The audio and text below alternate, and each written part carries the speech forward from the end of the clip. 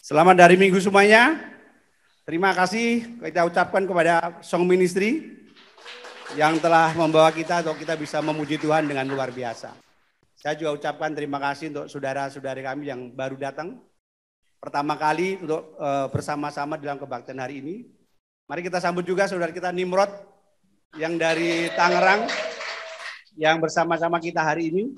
Kita sambut juga ibunda daripada Abi yang bersama kita hari ini juga. Belum firman Tuhan disampaikan, mari kita tundukkan kepala dan kita berdoa. Tuhan yang kami sembah di dalam anak-Mu Tuhan kami Yesus Kristus. Terima kasih Tuhan kalau hari ini Tuhan Kau telah memimpin kita semua berada di tempat ini Tuhan. Engkau telah membawa kita Tuhan di dalam penyembahan Engkau. Dan Tuhan Engkau telah juga mempersiapkan hati kita Tuhan. Untuk kita bisa mendengarkan firman Tuhan agar firman Tuhan ini Tuhan bisa bertumbuh subur di dalam hati dan juga di dalam diri kita Tuhan. Tuhan sertai saya Tuhan yang mau menyampaikan firman Tuhan ini.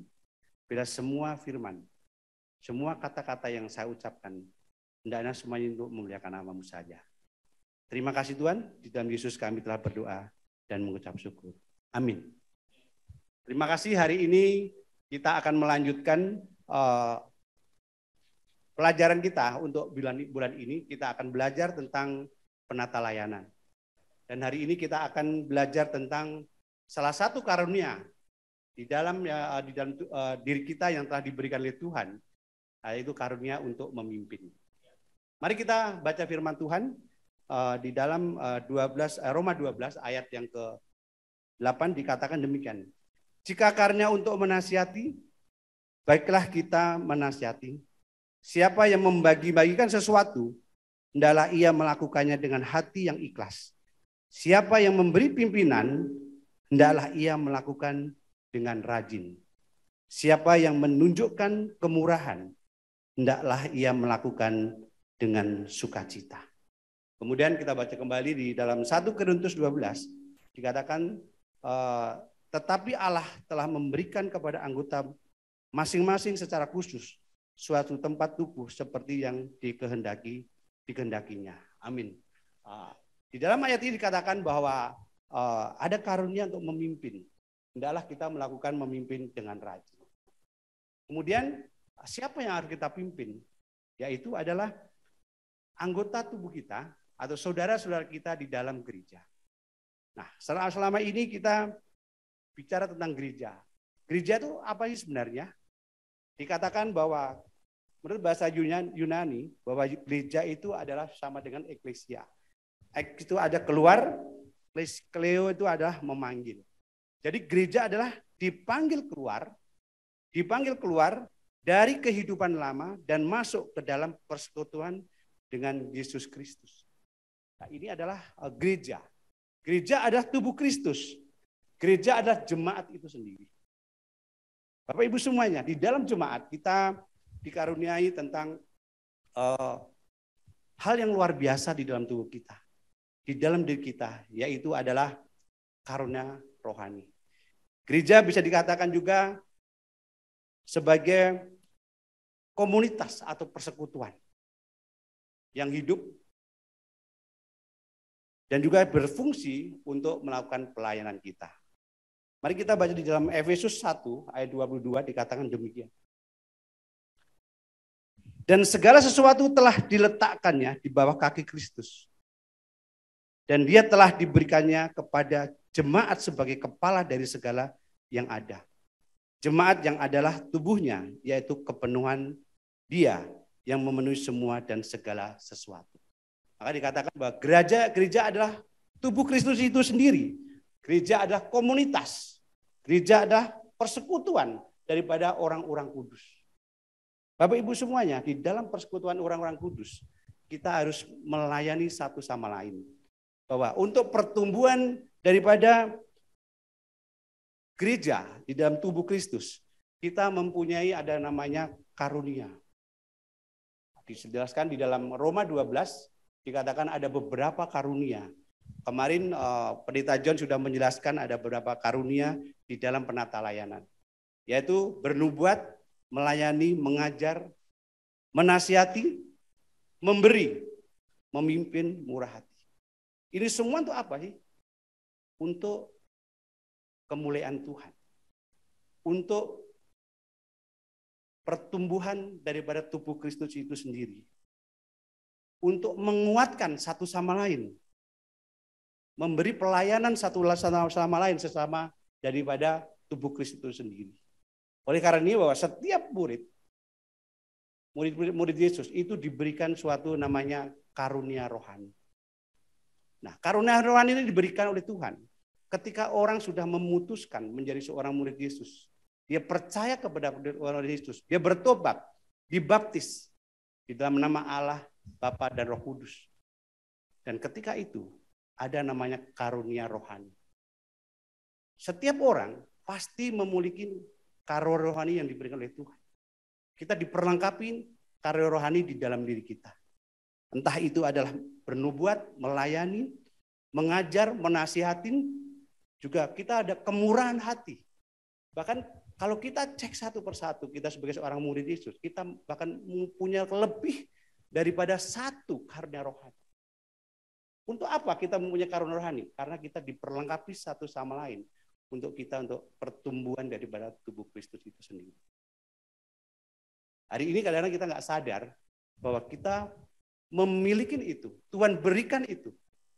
Setelah kita menjadi murid Yesus, kita percaya kepada murid Yesus, kita menjadi satu tubuh Kristus. Kita memiliki karunia itu. Nah, sekarang kita akan bicara mengenai karunia memimpin. Kita lebih spesifik lagi.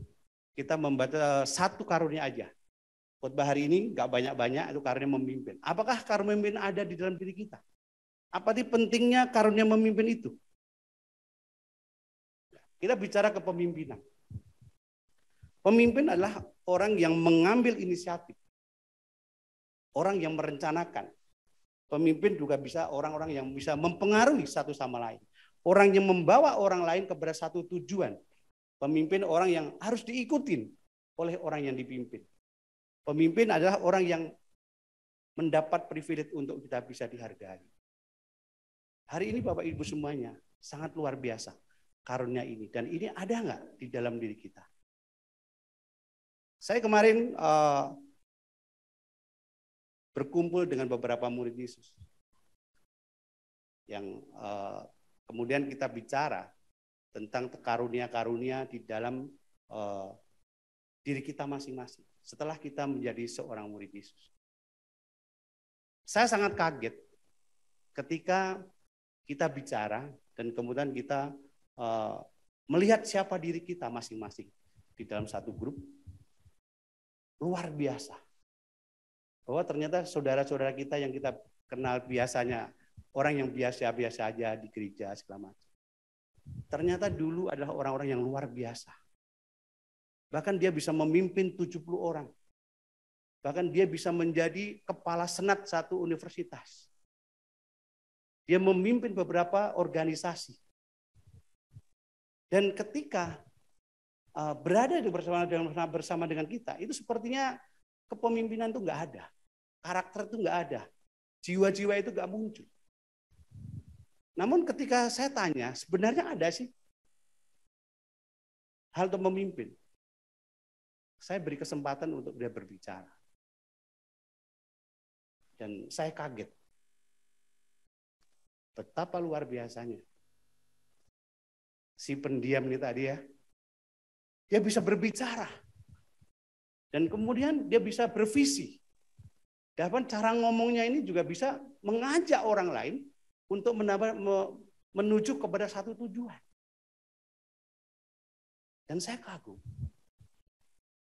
Kenapa di dalam gereja itu nggak muncul? Kenapa?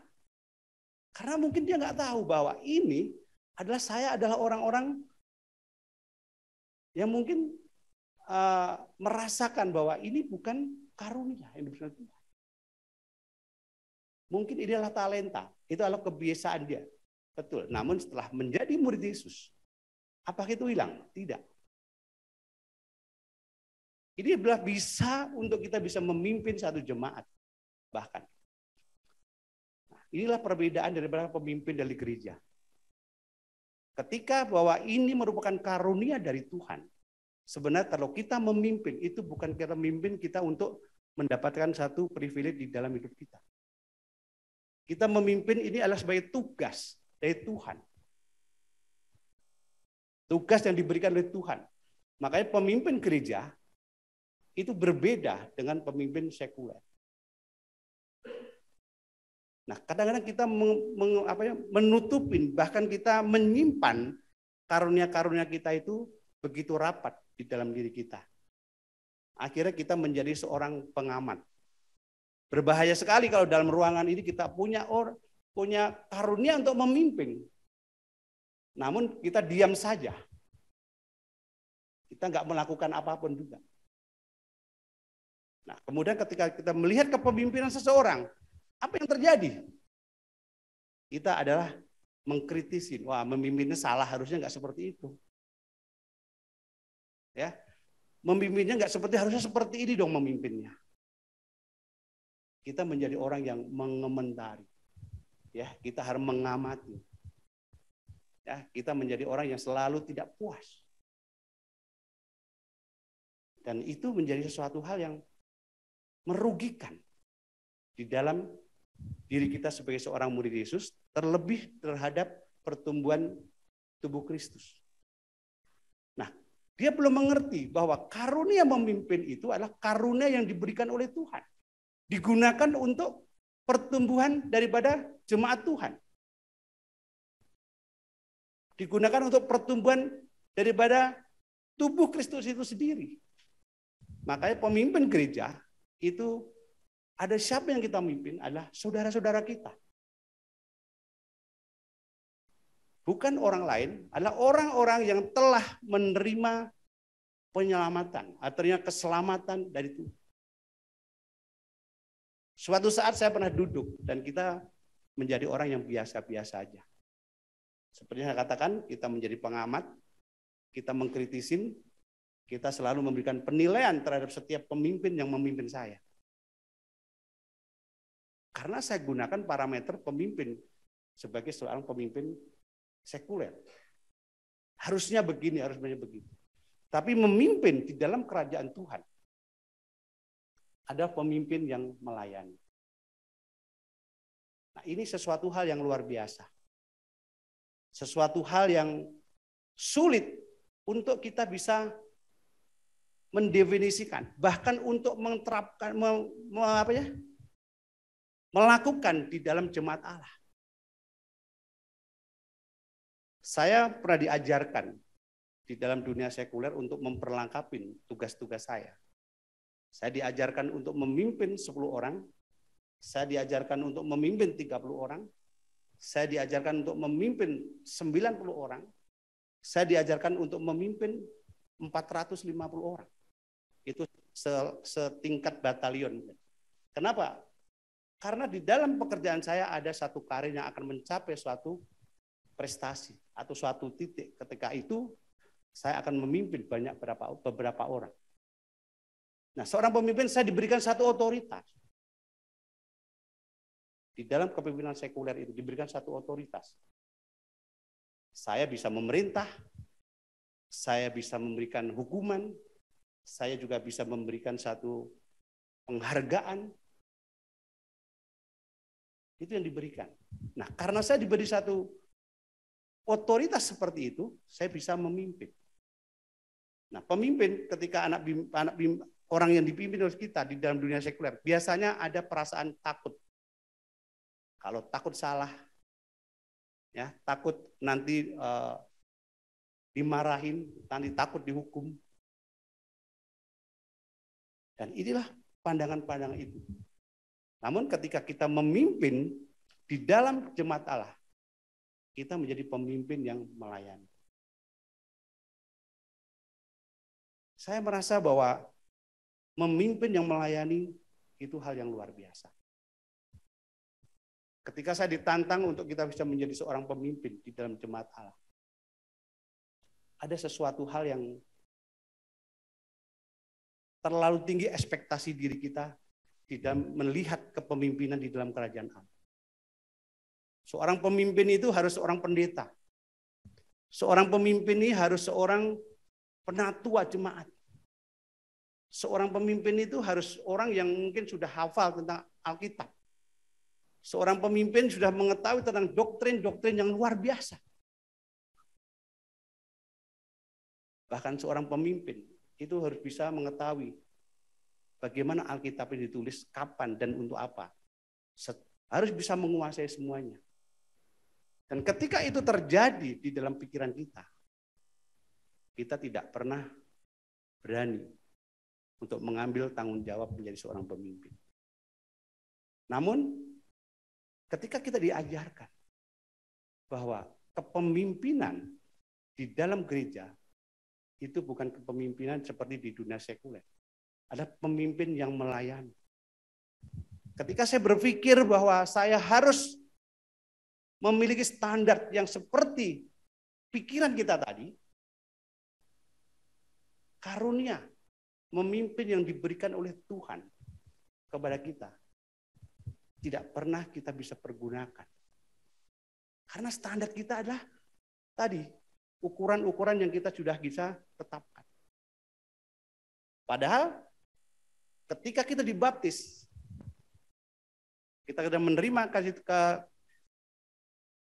keselamatan di dalam nama Allah dan Roh Kudus dibaptisnya. Kita dikasih kuasa oleh Tuhan. Dan Tuhan akan menyertai kita sampai akhir zaman. Kemudian bagaimana kita harus melayani? Kita lihat di dalam Matius 10 ayat 45. Saya belajar untuk bagaimana melayani di dalam jemaat. Matius 10 ayat 45 dikatakan demikian. Karena anak manusia juga datang bukan untuk dilayani, melainkan untuk melayani. Dan untuk memberikan nyawanya menjadi tebusan bagi banyak orang. Kemudian di Yohanes 13 ayat 14 dikatakan, jadi jikalau aku membasuh kakimu, aku yang adalah Tuhan dan gurumu, maka kamu pun wajib saling membasuh kakimu, sebab aku telah memberikan suatu teladan kepada kamu, supaya kamu juga berbuat sama seperti yang telah ku berbuat kepadamu. Nah, ketika saya melihat ayat ini, pemimpin di dalam kerajaan Tuhan tidak seperti apa yang saya sampaikan tadi. Pemikiran-pemikiran yang memiliki standar yang saya tentukan sendiri. Kepemimpinan di dalam kerajaan Tuhan sangat sederhana. Yesus menjalankan bahwa saya datang ke dunia ini bukan untuk dilayani. Anak manusia bukan untuk dilayani, tapi untuk melayani. Nah, pemahaman seperti inilah yang saya belajar. Melayani yang bagaimana? Ya, melayani yang tidak dengan terpaksa. Ini sesuatu hal yang luar biasa. Melayani orang yang tidak terpaksa. Melayani menjadi seorang hamba. Melayani seorang pelayan. Berarti saya harus mengubah hati saya untuk melayani sebagai seperti seorang hamba. Artinya saya harus menempatkan diri saya kepada posisi yang paling rendah. Nah, ini diperlukan satu kuasa oleh Tuhan. Oleh karena itu, bahwa kepemimpinan rohani itu hanya bisa terjadi kalau kita sudah menjadi seorang murid Yesus. Atau sudah dari luar dibawa ke dalam, kepada tubuh Kristus. Dan Tuhan berikan namanya karunia. Karena ketika kita harus merendahkan diri, di luar kita menjadi seorang yang dipandang karena kepemimpinan kita, karena keberadaan kita. Nah, ketika kita harus melayani di gereja, kita harus menjadi orang rendahan. Sangat sulit. Hati yang tinggi kita harus dibawa ke bawah. Tapi bisa nggak? Bisa.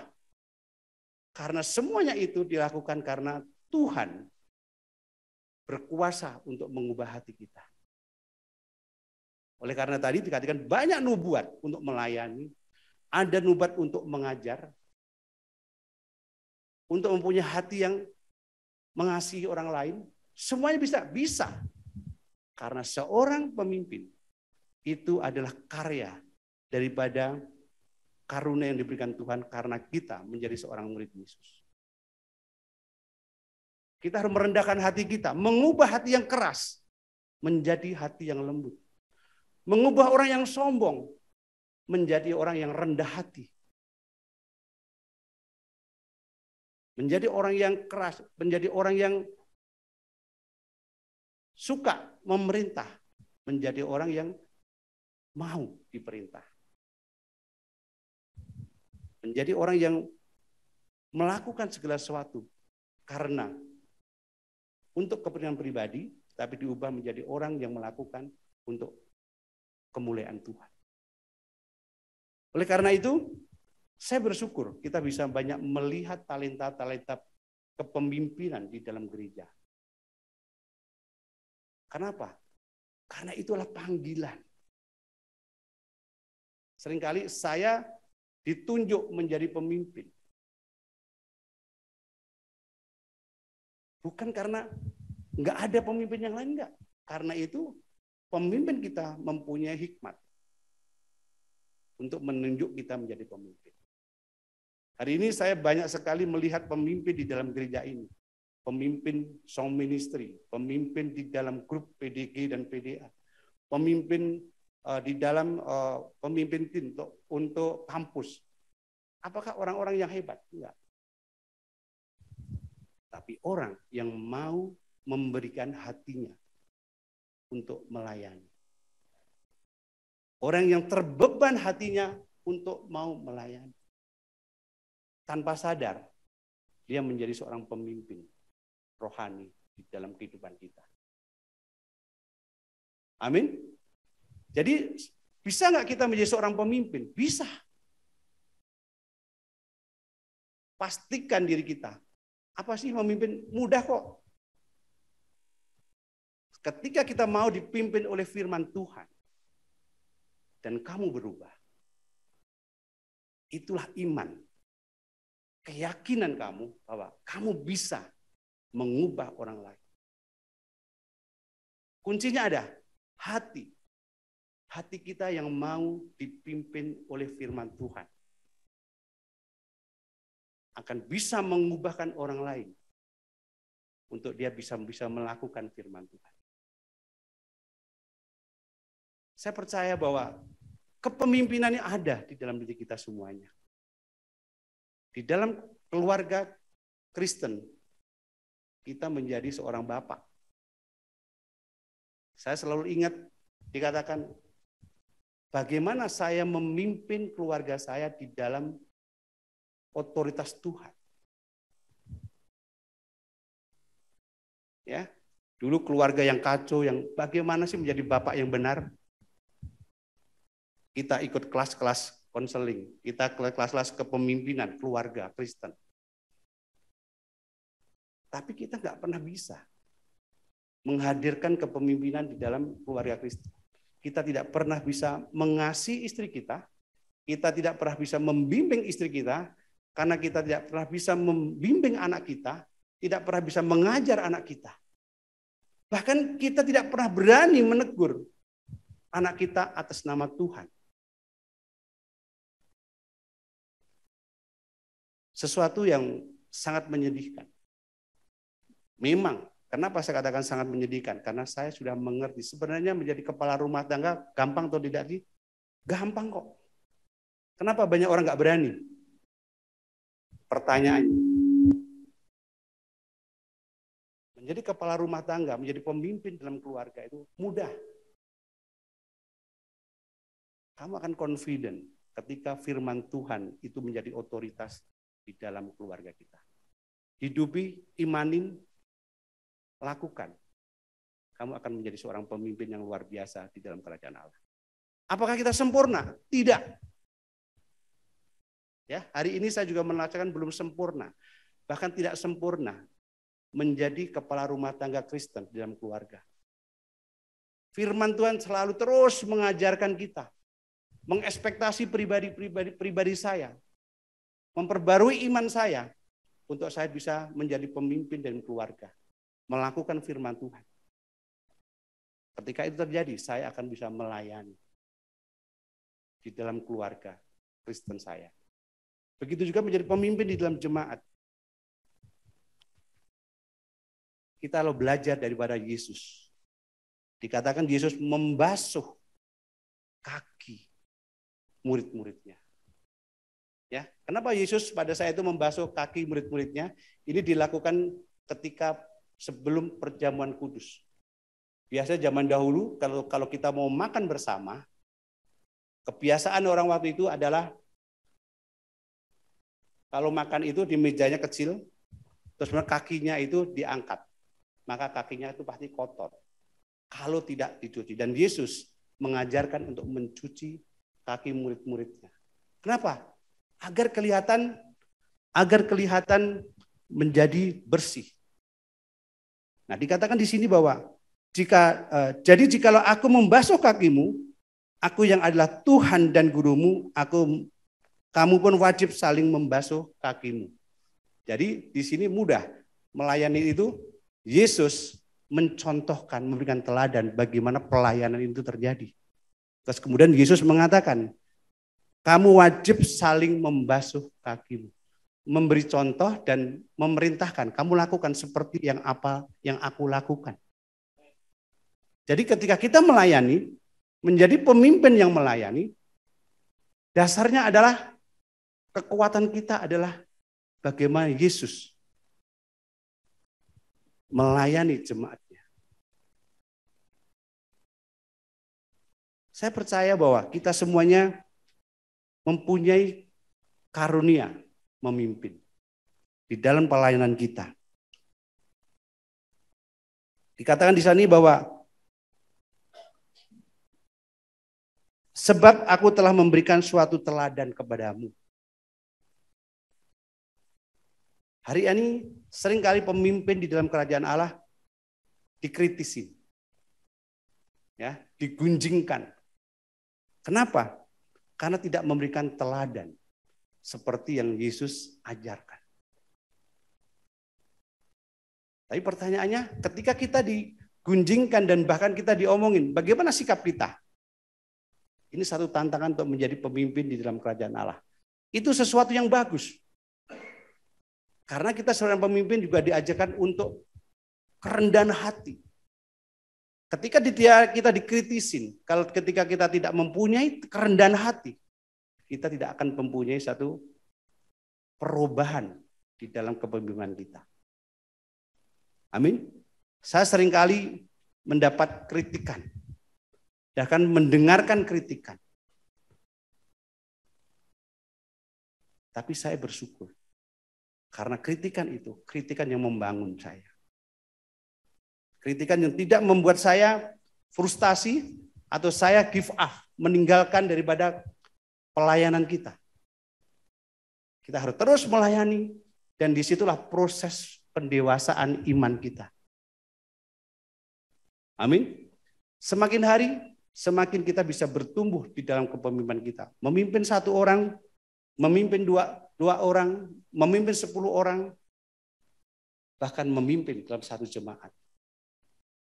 Jadi pemimpin yang melayani adalah pemimpin yang menggunakan otoritas Tuhan. Oleh karena itu, jadi pemimpin yang melayani bukan pemimpin yang semau kita sendiri. Kita lakukan itu semuanya karena atas nama Tuhan. Amin. Karena pemimpin di dalam jemaat ini juga menjadi terkadang menjadi licik di dalam kepemimpinan kita. Kita mengambil keputusan seringkali bukan untuk kepentingan daripada orang-orang yang dipimpin, tapi seringkali dipergunakan untuk kepentingan pribadi kita. Jadi benefitnya banyak untuk pribadi kita, bukan untuk yang lainnya. Amin. Inilah sulitnya pemimpin yang melayani dengan sukarela, dengan sukacita. Ini menjadi suatu tantangan bagi kita. Takutnya kita menjadi pemimpin yang suka-suka kita. Amin. Jadi pemimpin yang sukarela dan pemimpin yang sukacita itu karena tidak digaji oleh Tuhan. Ya. Kita nggak berdapat upah apa-apa. Yang berbahaya itu menjadi pemimpin yang karena kita nggak dapat apa-apa, ya suka-suka kita aja. Amin. Tapi saya percaya kita nggak akan pernah suka-suka kita kalau kita memimpin di dalam kerajaan Allah. Amin. Nah, inilah ada satu perbedaan pemimpin sekuler dan pemimpin rohani. Kalau pemimpin sekuler di sini banyak pejabat pemimpin di dalam perusahaan masing-masing. Amin. Dan itu nggak disangsikan lagi. Tapi ini hanya sekedar pandangan saya aja, ya.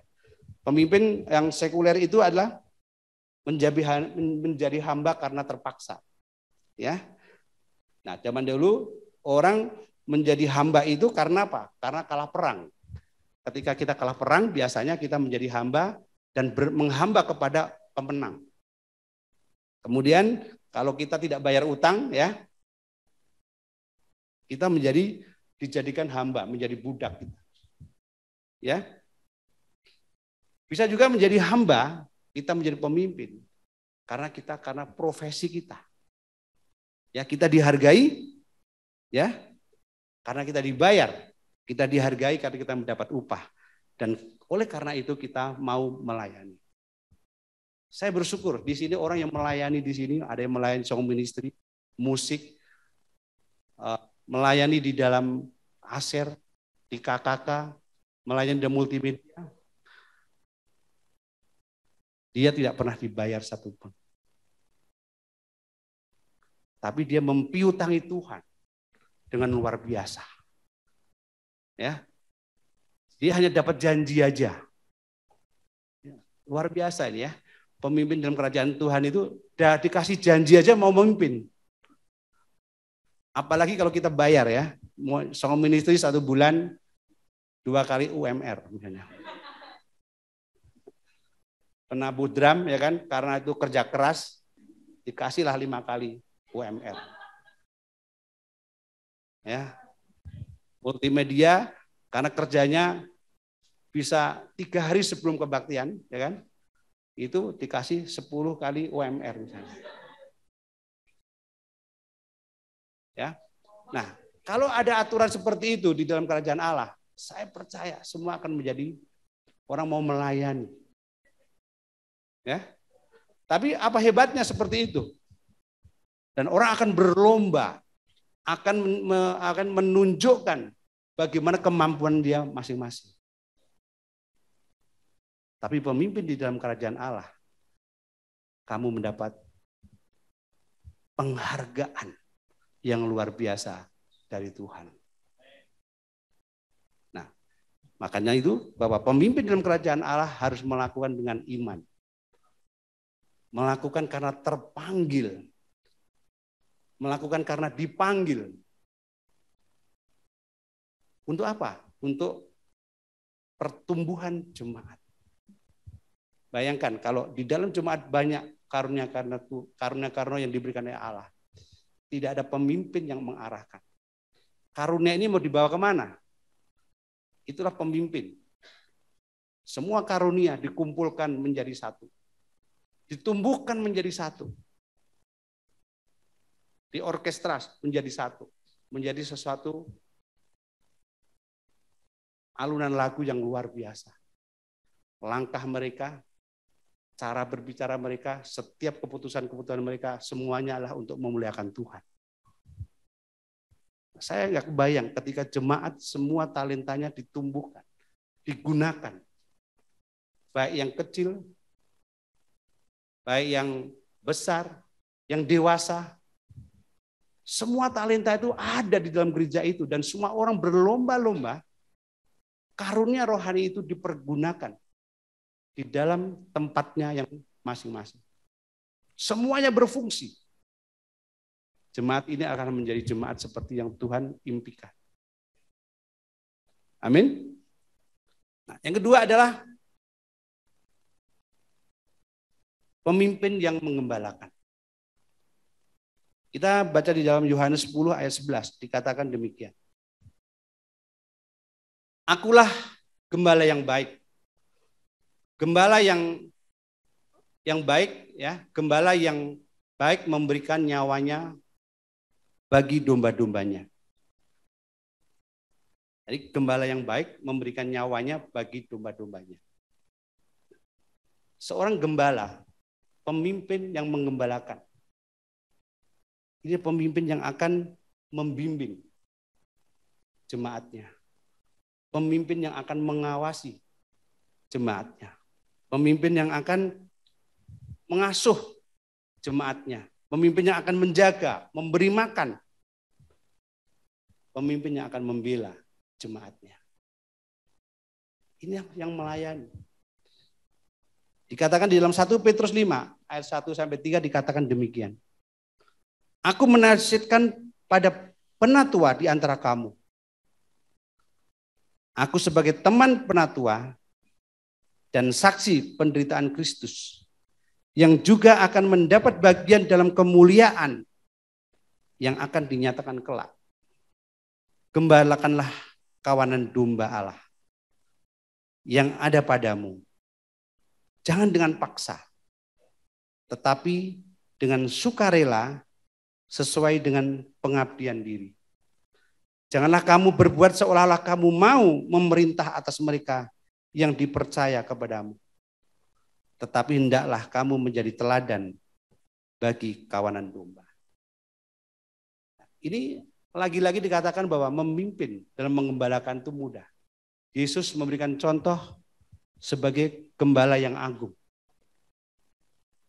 Gembala yang agung, Yesus mengatakan bahwa saya akan memberikan nyawa saya bagi domba-domba saya. Ini luar biasa. Hari ini kalau kita menjadi seorang pemimpin, kita harus mencontohin seperti Kristus. Dan Yesus mengatakan, gembalakanlah domba-domba. Nah, yang kita gembalakan ini adalah bukan orang-orang sembarangan. Tapi orang yang telah menerima keselamatan dari Yesus Kristus.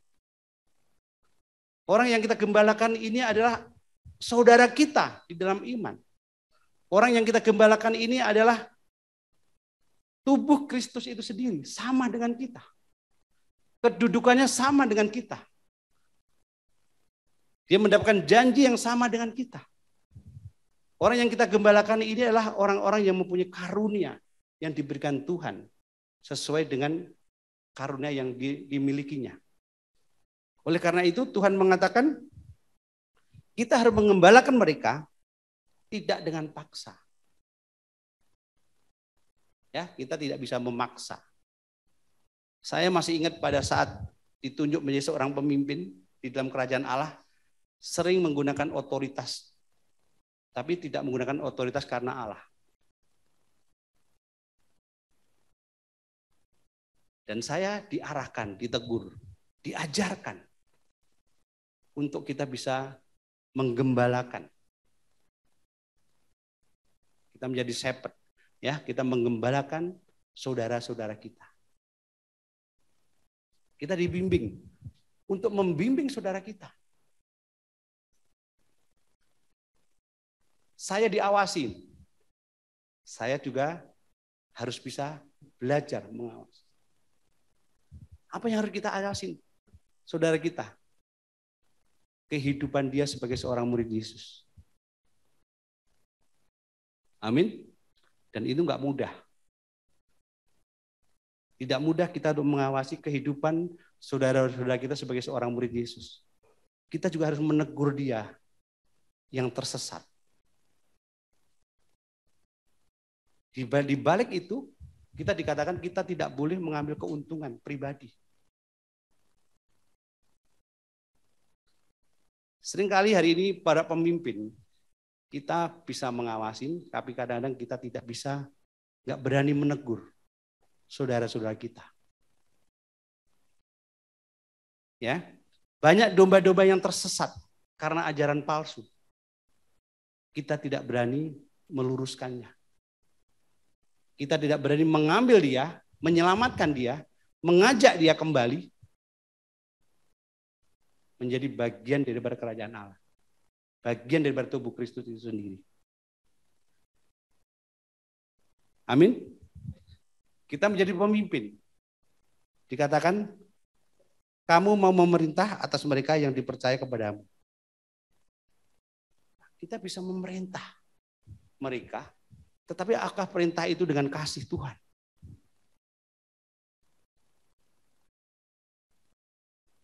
Saya percaya bahwa kepemimpinan pengembalaan ini adalah satu contoh yang luar biasa. Dan kita belajar menuju ke sana sebagai seorang pemimpin di dalam kerajaan Allah. Amin. Ketika ada saudara kita yang sakit, kita harus perhatikan. Bagaimana memperhatikan? Kita bisa mendoakan. Kalau kita tidak bisa mendoakan, kalau kita bisa mendoakan dan kita lebih bisa lagi datang mereka, ya, kita beri pertolongan. Nah, itu semuanya terjadi karena kita terpanggil menjadi seorang pemimpin. Kita lakukan karena Allah. Kita karena lakukan, kenapa kita ada saudara kita yang sakit, kita harus datang. Kita beri pertolongan, kita doakan, kita beri bantuan kepada mereka. Itu bagian dari pengembalaan. Bukan kita menjadi seorang pemimpin, ada saudara kita yang sakit. Udah yang lainnya sudah kerjakan kok. Ya, kita banyak punya alasan. Tapi sebenarnya kita punya waktu untuk kita bisa melakukan, menyelamatkan mereka, membantu mereka. Kemudian, orang yang lemah rohani. Bagaimana kita bisa menjadi orang pemimpin?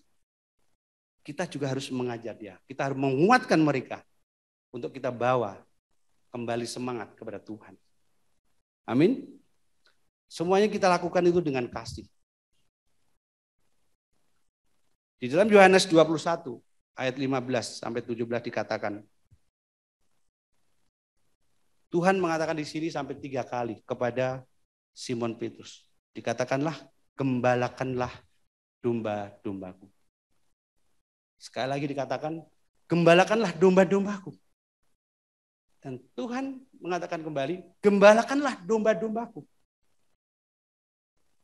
Betapa pentingnya penggembalaan terhadap jemaat, terhadap saudara-saudara kita, bagi seorang pemimpin.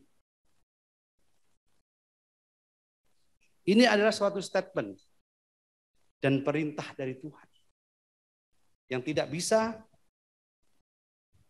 ditawar, tidak bisa banyak punya alasan. Ini adalah fokus Tuhan. Ini adalah bagian dari pelimpahan kewenangan yang berbentuk tanggung jawab dari Tuhan kepada seorang pemimpin gembala. Nah, kita harus bisa mengambil, ini bukan perintah dari Tuhan. Ini adalah pelimpahan kewenangan dari Tuhan kepada pemimpin. Dan kita harus bertanggung jawab untuk melakukannya itu. Makanya dikatakan ketika salah satu gembala kita tersesat,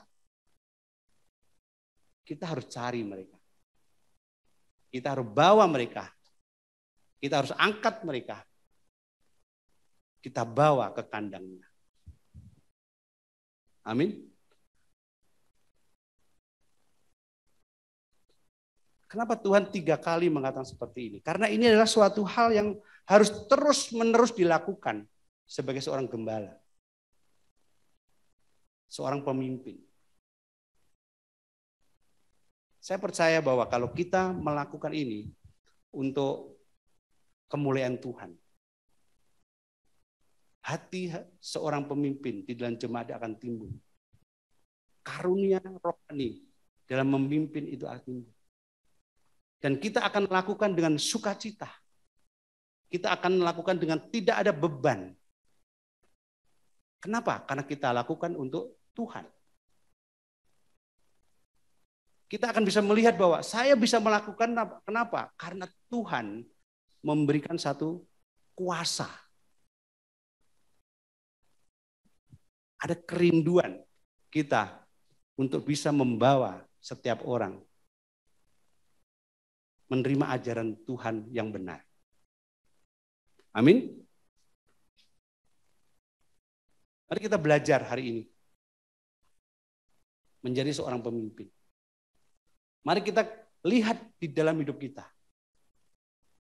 Apakah saya ini seorang pemimpin? Saya pastikan bahwa kita akan kaget bahwa Tuhan telah memberikan kita karunia memimpin di dalam diri kita. Amin. Pertanyaannya, berani nggak kita mengambil keputusan di dalam diri kita? Saya pemimpin. Ya. Saya bertanggung jawab. Pemimpin gembala adalah kita akan fokus pada tanggung jawab saya. Ya. Saya sebagai pemimpin gembala, saya akan mengorbankan kepentingan pribadi saya untuk kepentingan jemaat. Sebagai pemimpin gembala, kamu akan mengetahui setiap domba-dombamu, ya, setiap persoalan, bahkan ancaman yang dihadapi daripada orang yang kita gembalakan. Artinya kalau kamu tahu kepentingan pribadi, berarti kamu dekat sekali. Ya, kamu dekat, kamu mendekat kepada orang yang kamu pimpin, kamu bertanya, kamu mengetahui apa yang ada dan dibutuhkan, apa yang terjadi di dalam setiap orang yang kita gembalakan. Nah, kalau kita nggak dekat sebagai seorang pemimpin gembala, kita nggak ngerti. Kita ingin memahami saudara kita, tapi kita mendengarkan dari kata orang lain. Kita harus datang dan kita duduk dan kita bicara. Kita bisa merasakan apa yang dirasakan saudara kita. Kita akan timbul empati. Dan di situ kamu akan kaget. Betapa Tuhan luar biasa kamu diberi karunia sebagai berbelas kasihan. Ya. Luar biasa menjadi semua harus dirasakan menjadi pemimpin itu. Benefitnya ada di dalam diri kita. Bahkan kamu akan merasakan satu sukacita kalau kamu membantu orang. Ketika ada banyak saudara kita, banyak problem, banyak masalah, kamu nggak akan cuek. Kamu akan ada kerinduan, aku mau datang kepada dia. Aku mau mendengar. Aku ingin merasakan apa yang dirasakan sama dia. Dan kamu merasakan satu sukacita. Di sana seorang pemimpin kamu bisa menasihati, bisa menguatkan iman dia. Puji Tuhan, kalau kamu bisa membantu kesulitan-kesulitan di dalam hal yang dibutuhkan teman mereka. Kamu akan merasa bangga. Kamu akan bisa mengatakan, bukan sombong ya, tapi kamu di depan Tuhan, kamu akan merasa bangga, kamu bersyukur Tuhan. Kamu beri saya hati seperti itu, karunia seperti itu. Saya bisa menjadi kepanjang tanganan Tuhan di dalam jemaat. Saya bisa berfungsi di dalam jemaat dengan baik. Amin. Seorang pemimpin juga harus siap membela saudara-saudara kita di dalam jemaat. Hari ini banyak seorang pemimpin kadang-kadang alergi tentang dosa. Ya. Ketika melihat saudara kita di dalam jemaat jatuh dalam dosa, dia lemah. Ya, dia mulai tersesat. Bukannya ditolong, bukannya dihibur, bukannya kita kuatin mereka. Kita malah adilin. Kita kasih penghukuman. Dan kita bicara, ini adalah otoritas gereja, memberi hukuman. Yesus tidak pernah mengajarkan seperti itu. Yesus tidak pernah menggunjingkan orang yang berbuat dosa. Ketika saudara kamu berbuat dosa, sebenarnya tubuh kamu juga sakit. Amin. Karena kita adalah satu tubuh. Ketika tubuh kita tercubit, kita juga bisa merasakan ketika tubuh kita, tangan kita terluka, seluruh tubuh bisa merasakan. Coba kita lihat kalau tangan kita kena pisau, apa yang dilakukan oleh tangan kanan kamu? Apakah akan kita, wah ini buat sakitnya kita potong lagi? Enggak. Tangan kita tanpa sadar dengan sukacita akan merawat tangan kiri itu. Amin. Itu yang terjadi. Ketika mata kita tiba-tiba kena debu, nggak bisa melihat. Apa yang terjadi?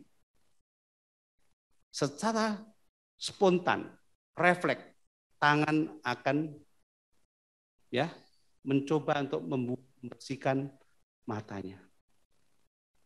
Itulah fungsinya. Hari ini Bapak Ibu semuanya, mari kita belajar dari kepemimpinan yang diajarkan oleh Tuhan di dalam jemaat. Saya percaya bahwa ketika kita pulang hari ini, kamu akan bangga. Banyak hal yang telah kita lakukan dan tanpa sadar kita adalah pemimpin di dalam kerajaan Allah. Amin. Saya akan tutup khotbah hari ini dengan satu firman Tuhan. Yang kita ambil dari Yohanes 12 ayat 26. Ini adalah ayat yang selalu menguatkan saya untuk memotivasi saya. Kita bertahan di dalam kerajaan Allah. Dikatakan, barang siapa melayani aku, ia harus mengikut aku. Dan di mana aku berada, di situ pun pelayanku akan berada. Barang siapa melayani aku, ia akan dihormati Bapa. Wow. Satu ayat yang membuat saya mempunyai suatu pandangan ke depan. Ya. Dikatakan ia akan dihormatin Bapa. Itu yang saya kejar. Ya, bukan kita menjadi seorang pemimpin agar harga kita lebih naik. Ya, gengsi kita lebih naik. Wah, kalau ditanya, aku pemimpin single nih. Anak buahku 20. Jadi kalau aku dating, aku boleh memilih dong yang paling baik tuh. Bonafit ya, untuk pribadi. Enggak seperti itu. Ya kita menjadi pemimpin untuk kita suatu saat Tuhan menghormati kita, Bapa menghormati kita. Bukan berarti hal yang mudah. Sesuatu hal yang penghormatan yang datang dari Tuhan. Itu adalah sesuatu hal yang saya lihat pencapaian yang tertinggi dalam satu kehidupan manusia. Boleh jadi presiden, boleh jadi menteri, jadi apapun juga. Penghormatan oleh Tuhan hanya bisa kita dapatkan kalau kita melayani Tuhan di dalam jemaat Allah. Amin. Selamat hari Minggu, Tuhan memberkati kita semuanya. Amin. Mari kita tundukkan kepala kita berdoa. Tuhan yang kami sembah di dalam nama Tuhan kami Yesus Kristus, terima kasih kalau hari ini kita terus belajar Tuhan. Hari ini secara pribadi saya bersyukur Tuhan untuk kita bisa melihat firman ini berkuasa di dalam kehidupan kita sebagai seorang murid Yesus. Terima kasih Tuhan, biarlah hari ini kita juga bisa melihat bagaimana karunia rohani yang Kau berikan terhadap pribadi kita setelah kita menerima Tuhan sebagai juru selamat. Setelah kita menjadi murid-murid Tuhan, inilah satu karunia yang luar biasa, yang boleh kita banggakan di dalam kehidupan kita, yang boleh kita imani Tuhan sebagai semangat kita menjadi satu jemaat Tuhan. Tuhan, biarlah kita terus berlomba-lomba di dalam pelayanan kita di dalam jemaat ini Tuhan. Terus kita bisa menggunakan setiap karunia-karunia yang diberikan Tuhan di dalam kehidupan kita Tuhan. Terima kasih Tuhan Yesus, Biarlah kita bisa merasa bangga, kita merasa bersuka cita, kita punya rasa syukur yang luar biasa karena kita berharga antara satu sama yang lain, Tuhan. Tuhan, biarlah kita juga bisa menghormati saudara-saudara kita karena kami percaya bahwa saudara-saudara kita adalah domba-domba, termasuk pribadi kita, Tuhan, adalah kawanan domba Allah yang terus kita harus gembalakan di dalam gereja ini, yang terus harus kita tumbuh kembangkan di dalam gereja ini, yang terus kita perbaiki, kita buat mereka semakin hari bertumbuh di dalam karunia masing-masing. Tuhan, kami bersyukur Tuhan, karena kita boleh ada di dalam gereja, di dalam panggilan Engkau Tuhan, yang bersatu bersama tubuh Kristus Tuhan. Tuhan, ini merupakan satu privilege yang luar biasa. Ini merupakan sesuatu yang harus kita syukuri Tuhan. Karena kita yang begitu banyak dosa, banyak hal yang menyakiti Engkau. Tetapi Engkau boleh membiarkan kita dan bahkan Engkau menyambut kita untuk kita datang dan bahkan berada menjadi bagian daripada warga kerajaan Allah. Yang Engkau pimpin langsung Tuhan melalui para pemimpin, melalui para pelayan-pelayan Tuhan. Terima kasih Tuhan untuk semuanya itu. Biarlah hari ini Tuhan sekali lagi kuasa Tuhan terus mengajarkan kita Tuhan untuk kita bisa melihat karunia yang Tuhan berikan dan kemudian kita boleh hari ini kita mengambil keputusan untuk kita menggunakan karunia-karunia itu untuk pertumbuhan jemaat Allah. Terima kasih Tuhan. Dalam Yesus kami berdoa dan mengucap syukur. Amin.